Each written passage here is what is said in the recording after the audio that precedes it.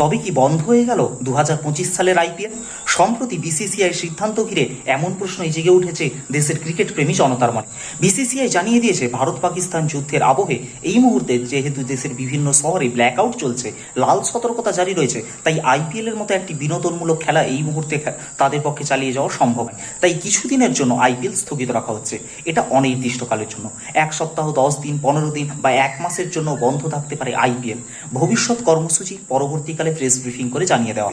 তবে মনে করা হচ্ছে যে ভারতের পশ্চিম সীমান্ত লাগোয়া শহরগুলি থেকে যে স্টেডিয়ামে ম্যাচগুলি ছিল, সেখান থেকে সেগুলিকে ভারতের দক্ষিণ অংশে বা পূর্ব অংশে সরিয়ে আনা হতে পারে। সেক্ষেত্রে লুধিয়ানা, দিল্লি, জয়পুর, আহমেদাবাদ প্রভৃতি শহরে যে খেলাগুলি ছিল, সেগুলিকে হয়তো দক্ষিণ ভারতে চেপক, চিন্নাস্বামী অথবা পূর্ব ভারতে কলকাতা, গুয়াহাটি কিংবা লখনৌতে স্থানান্তরিত করা হতে পারে। এছাড়া মধ্যপ্রদেশের ইন্দোর কিংবা ওড়িশার কটক স্টেডিয়ামের নামও কিন্তু তালিকা থেকে বাদ দেওয়া যাচ্ছে না। সেখানেও নতুনভাবে ম্যাচ আয়োজন করতে পারে বিসিসিআই। তবে সবটাই ভবিষ্যতের ব্যাপার।